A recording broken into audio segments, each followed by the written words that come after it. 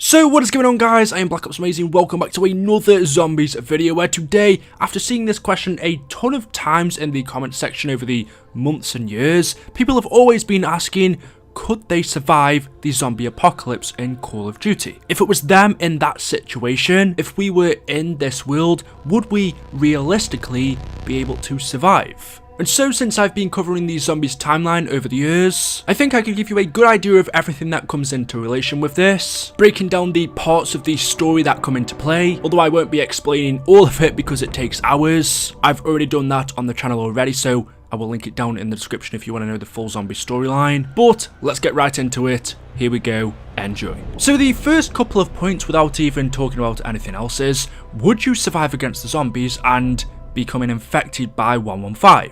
If you don't know, 115 is the element. It was originally a meteor that is used to turn people into the undead, but first, before you can become infected, you have to die. Element 115 doesn't turn you unless you are dead first. If you are alive, it does have side effects. Some of those are memory loss, delusion, craziness, but unless you are killed, you won't turn into a zombie. In our storyline, our characters of Richtof and Taki and Nikolai and Dempsey have all suffered the side effects of 115, and since there are meteors of it scattered all over the world, and there were multiple countries and companies experimenting with it, when the zombie outbreak did happen, it would be very difficult to avoid 115, meaning more than likely you would come into contact with it at one point, and so there is a chance if you're exposed to it for too long, you're basically going to end up losing your mind, having delusions, paranoia, and memory loss. But that doesn't mean you will die, and so what about the zombies? Now, in Call of Duty, it's different to other zombie games because the zombies here are unlimited. They never stop coming, and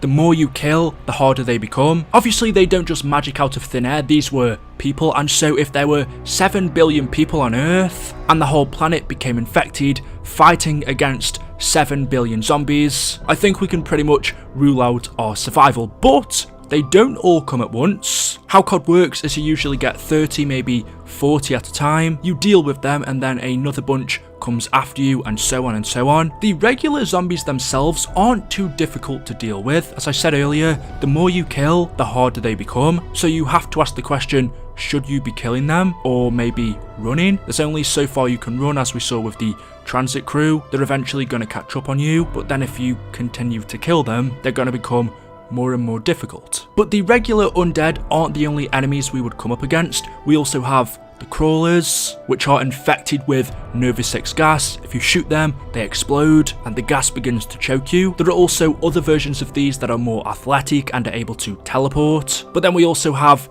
the napalm zombies, which if you get too close to them, you will begin to fry, and then if you shoot them, they also explode. There is the Shrieker, which is super fast and blinds and deafens you. There are the denizens, which lie in the fog waiting. They're gonna jump on your head and attempt to scratch your eyes out. Then there's also the thrashers, which are plant-based animals, however only reside on an island, so more than likely you wouldn't come into contact with them. One enemy that is just as common as the zombies though are the Hellhounds. These are undead dogs that can be just as deadly as the zombies. They are faster, although I would say easier to kill. Then there's the zombie monkeys on Shangri-La, the space monkeys from Ascension. All of these you more than likely would meet depending on where in the world you are. There's also George A. Romero, who is very difficult to kill. The Valkyrie drones, the Panzer Soldat that was built by Group 935. He has a claw that he can grab you with, a flamethrower, or an electric shock charge, along with many more enemies that we would come up against. As I said, most of these depend on where in the world you would go to. There are plenty more, but the ones that you are most likely to come up against are the regular zombies, the Hellhounds, and the crawlers, whether it be the teleporting ones, the Nova 6, or possibly the jumping jacks. Even surviving against all of them alone would be extremely difficult. There is also Brutus, however, we only saw him in Purgatory. That wouldn't be realistic, so I'm going to rule him out. And even then, we're still forgetting another enemy, which are the Apothecons. Alien-like creatures from the very beginning of time. They are able to fly, teleport, even destroy dimensions. You have to think, how on earth could we survive this? But I would say we have seen our characters of Richtof and Taki and Nikolai and Dempsey, not only them, but the transit crew and other people in our story have gone on to live through this. They have fought against all of these undead enemies and the apothecans and come out victorious. However, they had help. They had help from a godlike figure who was Dr. Monty. Looking over the zombies world, there are two godlike beings who have seemingly endless powers. One of these, the more powerful one, is Dr. Monty, and the other one is the Shadow Man. We know throughout Zombies, Dr. Monty was helping Richtof and Taki and Nikolai and Dempsey, and anyone else associated with them to survive. He was providing them with perks such as a nuke, carpenters to help build up barriers, insta-kills and such. Not only that, but weapons on the wall that they could easily get, a box that they could get weapons from. And the most important thing I think Dr. Monty did is, every time our characters died, he would reset the cycle and they would be brought back to life. Which goes to show even our most experienced characters were killed. So what would us, survivors, without any help from this godlike figure, because we wouldn't be associated with Richtof and Taki and Nikolai and Dempsey, so he wouldn't be helping us, we wouldn't get weapons on the wall, we wouldn't get a mystery box, perks, so our chances of survival would be very low. Where would we get our weapons from? If you're in America or other countries, then you could use the weapons you already have, but you're not going to have unlimited ammo, and the zombies are unlimited, so eventually you're going to run out. And like I said, if you go to other countries, the UK or other places in Europe, where there aren't weapons, you're screwed. Your only other option is to run, but since the zombies are everywhere, there's no chance of getting to high places because they are able to climb buildings, they can jump extremely high, they can rise pretty much from any ground. Running away from the zombies really isn't an option. So unless you can find a lot of ammo, then you're not gonna survive for long. But one thing that could affect us that helped the Primus and Ultimus crew was the cycle. Dr. Monty's survival was always dependent on the survival of the Primus crew. If they lived, he lived. If they died, he died. And so in order to make sure that happened, he kept them in a never-ending loop. They would go on to replay the same events over and over again, where they would get to a certain point and then everything would be reset, where they would be sent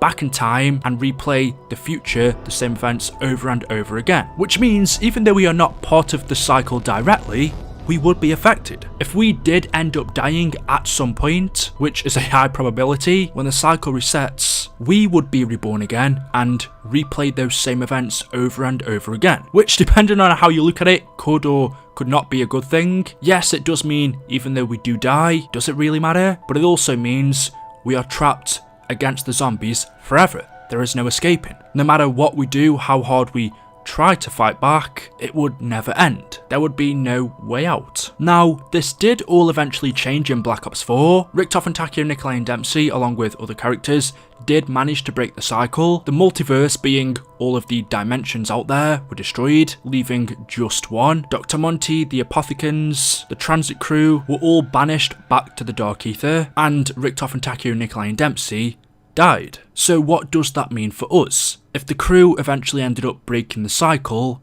that means it breaks for us. What would our outcome be? Well, just like Victus, who, if you don't know, are Misty, Stuhlinger, Russman and Malton, were banished back to the Dark Ether. The Dark Ether is a empty space, a void, a place of darkness. It is basically nothing, it is empty. There is a chance, once the cycle is broken, we would be sent there too. What would happen after that? Nobody knows. It doesn't necessarily mean you would die, but then again, we know it is only everything that spewed forth from the ether that was banished there. Does that include us? I would say so, but even if that wasn't the case, the multiverse gets destroyed, and so eventually we would be destroyed along with it. There is really no happy ending. Either we are stuck in a cycle, and when we do eventually die, because it's going to happen, the cycle is reset and we are brought back to life, or once the cycle is broken, that leads to us being banished to the Dark Ether, or death. Yeah, it would be very difficult, in fact I would have to say impossible, to survive in the Call of Duty Zombies apocalypse. Looking at a couple of other things though, another major event that happened in the timeline was the rockets hitting Earth from the moon. Depending on where we are on Earth at that time, you would have to avoid the rockets to avoid death. Another major event that happened was World War II in the Dimension 63 timeline didn't end. What would that mean for us if World War II didn't finish? That's a difficult one to predict, and I think the main one is Maxis at one point ends up destroying Earth, which is certain death for us, and if we could survive that, well, even after, the Apothecans in Shadows of Evil destroyed Dimension 63, which again means the end for Earth. And since we wouldn't be able to teleport, unlike the characters in our story, we can't just open up a rift and leave, travel to a new dimension. That is just another one of the many ways that would lead to our impending doom. There's also the different outcome for World War I. Not only were the different countries fighting against themselves, but they were all fighting against the undead, so that would be another factor. All of this of course depends on which time you decide you live in. Let's say from the beginning of the zombie storyline, 1918, not 1300, although if you want to include that as well, you can. And then let's just say if we put ourselves in a simple situation, because it's clear that everything else leads to our death. What if we were the survivors back in Nakder-Toten, our first zombies map, fending off against the undead horde, when things are a lot simpler? It is just zombies closing in on you in a bunker. Would we survive that? Well, back in Nakder-Toten, the soldiers that we played as then did have nukes. They had power-ups, they also had weapons on the wall in the mystery box. We wouldn't get them. The reason they did is because, even though you might not think it, they were also an integral part of the Primus and Ultimus crew's story, and so Dr. Monty had to help them to survive. We wouldn't get those weapons, and since Nakder-Toten takes place on a airfield in Nazi Germany, sure there could be weapons around, but I don't think our survival would be for very long. Also, boarding up the windows in our zombie storyline, it is almost like magic, whereas we would have to do it by hand, and as we've seen, the zombies can easily rip the wooden planks down. If I was one of those survivors, I would predict I would last maybe 1 minute. That might seem a bit harsh. 2 minutes. Another thing you would have to factor in, which a lot of us don't think about, is food and water. We don't see our characters really drink or eat in the zombie story, except from the main menu, but we would have to do that. It is a post-apocalyptic wasteland filled with the undead. Food rations would be very low, clean running water would be even worse, so we would have to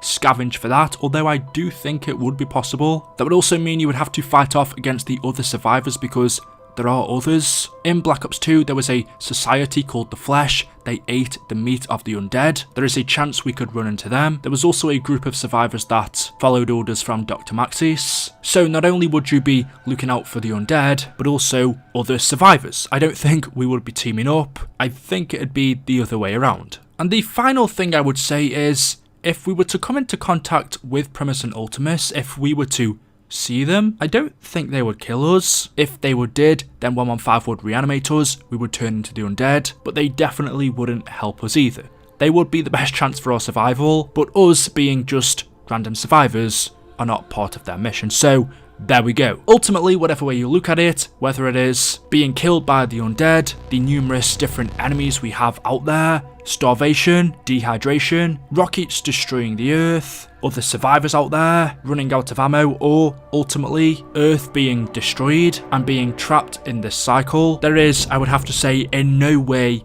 you would survive the Call of Duty zombie apocalypse. So there we go. Let me know your thoughts about this down in the comments section below. How would you act? What would you do? Make sure you drop a like rating if you have enjoyed today's video. Also be subscribed to stay up to date with the latest zombies content, and I will see you all on the next one. Until then, goodbye.